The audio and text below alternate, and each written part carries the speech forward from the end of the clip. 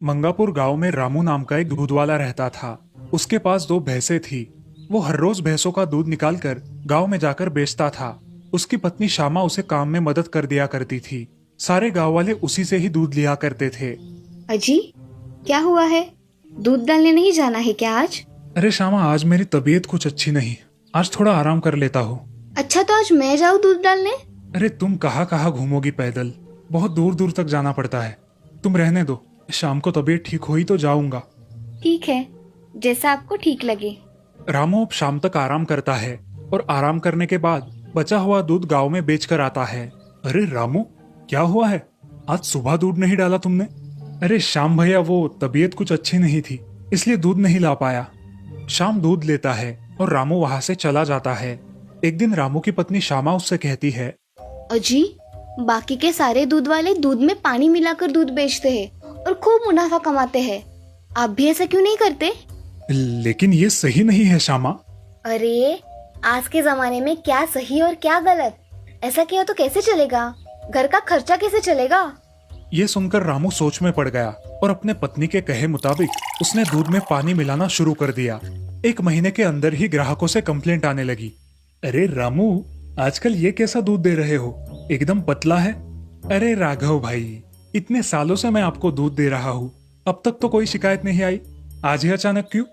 अरे दूध अच्छा नहीं लग रहा है इसीलिए। दूध में पानी मिलाकर बेचने से उसे अच्छी खासी कमाई होने लगी थी और उसी वजह से अब रामू बहुत लालची हो गया था। वो पूरे गांव में बिंदास ग्राहकों को पानी मिलाकर दूध बेचता था और अगर किसी ने उल्टा सवाल किया तो कुछ भी बहाना बनाकर उन्हें मूर्ख बनाता था। ऐसे ही एक दिन वो दूध बेच रहा था, तभी उसे रास्ते में पुलिस दिखाई दिए। नमस्ते साहब, क्या हुआ है? सारे पुलिस वाले यहाँ है और यहाँ बाकी के लोग नहीं दिख रहे। अरे तुझे पता नहीं है क्या, भारत में कोरोना वायरस आया है, अब कोई बाहर नहीं घूमेगा। अरे साहब, मगर ये कोरोना वायरस है क्या और आया कहाँ से? ये कोरोना वायरस छूने से फैलता है, इसीलिए अब लॉकडाउन लगाया गया है, कोई बाहर नहीं जाता। अच्छा, मैं अभी ये दूध बेच सकता हूँ कि नहीं? तुम बेच सकते हो, मगर मास्क लगाकर और सैनिटाइजर का इस्तेमाल करना होगा। जी साहब, ये सब मेडिकल में मिल जाएंगे ना? हाँ, मिल जाएंगे। अब रामू वहां से चला जाता है और मेडिकल के सामने लगी लंबी लाइन में खड़ा होता है। वो वहां से सैनिटाइजर और मास्क खरीद लेता है। उनके बहुत महंगे दाम देखकर वो सोच में पड़ जाता है कि सैनिटाइजर कितना महंगा बेच रहे हैं और ये मास्क भी, और एक मैं हूँ कितना सस्ता दूध बेचता हूँ। मुझे भी अपने दूध के दाम बढ़ा देने चाहिए। और बस रामू अपने दूध का दाम बढ़ा देता है। आज से दूध थोड़ा महंगा मिलेगा।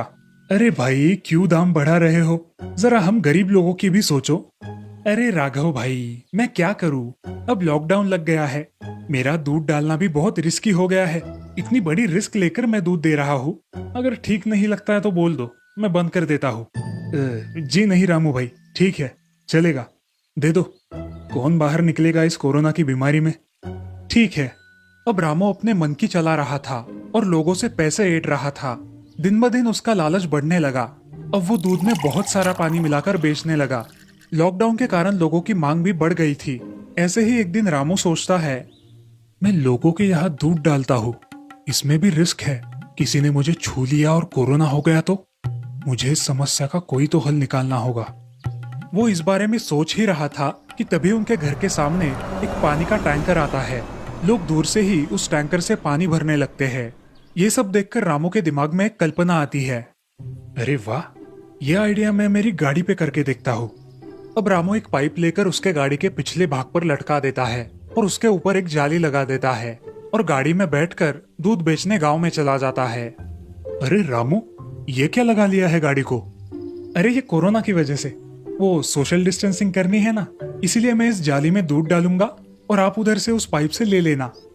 अच्छा ठीक है, डालो अब दूध, मैं यहाँ बर्तन पकड़ता हूँ। रामू अब जाली में दूध डालता है। शाम वो दूध देखकर कहता है, अरे रामू, ये तुमने कैसा दूध दिया है? इसमें तो बहुत ज्यादा पानी मिला हुआ है। अरे श्याम भाई साहब, मैंने तो आपके सामने ही दूध डाला, देखो अभी तक गाढ़ा है। आप बोल रहे हो पानी है? भलाई का तो जमाना ही नहीं रहा। देखिए, आपको लेना है तो लीजिए, वरना मुझे साफ साफ बता दीजिए। रामू का ये रवैया देखकर सारे गांव वाले बहुत परेशान हो गए थे, लेकिन कोई कुछ बोल नहीं रहा था। ऐसे ही 2 महीने बीत गए।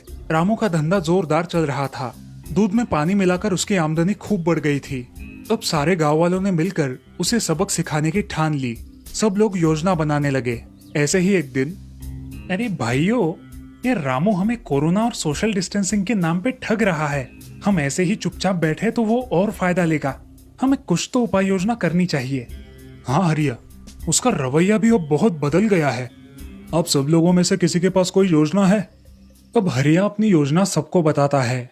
कल से हम सब हमारे घरों के सामने एक पतेला रखेंगे, जिसमें रखकर हम रामू को पैसे देंगे। उस पतेले में हम एक छेद कर देंगे जिसमें से वो पैसे बाहर निकल सके। उसमें पैसे डालकर हम घर के अंदर चले जाएंगे।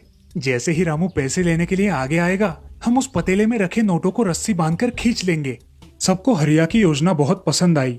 अगले दिन से ही सभी लोग वही करने की सोचते हैं। अरे रामू भाई, सोशल डिस्टेंसिंग का पालन करते हुए अब मैं हर महीने के अंत में इस पतेले में पैसे रखा करूंगा। तुम इसमें से ले लेना। हाँ ठीक है। महीने के अंत में जब रामू पैसे लेने आया तो शाम ने उसके सामने पैसे एक पतेले में रख दिए और नोट से बंधी हुई रस्सी लेकर घर के अंदर गया। जैसे ही रामू पैसे लेने पतेले के पास आया, शाम ने वो रस्सी खींच ली और नोट को अपने पास ले लिया। अरे श्याम भैया, इसमें तो पैसे ही नहीं है। आपने डाले नहीं क्या? अरे भाई, तुम्हारे सामने डाले हैं। अब कहाँ चले गए मुझे कुछ पता नहीं। अरे भाई, ऐसा नहीं चलेगा। मुझे मेरे पैसे चाहिए। अरे मैंने तो तुम्हें पैसे दे दिए, अब आगे का तुम देख लो। शाम की तरह बाकी गांव वाले भी रामू के साथ यही करते हैं। आखिर इस सबसे परेशान होकर रामू गांव के सरपंच के पास जाता है और उन्हें सारी बात विस्तार से बताता है। रामू, पहले तुमने लोगों के साथ छल किया है और अब आकर मुझे पूछ रहे हो। तुमने दूध में पानी मिलाया है, दूध के दाम बढ़ा दिए हैं। अब भुगतो, जैसी करनी वैसी भरनी। रामू बिना कुछ बोले वहां से निकल पड़ा। उसे यह बात समझ में आ गई थी कि लोगों ने उसकी चोरी पकड़ ली है। अगले दिन से रामू सुधर गया। उसने दूध में मिलावट करना बंद कर दिया और पहले की तरह कम दाम में लोगों को दूध बेचने लगा। इस कहानी से हमें ये सीख मिलती है कि कभी भी किसी को फंसाना नहीं चाहिए, क्योंकि जैसी करनी वैसी भरनी।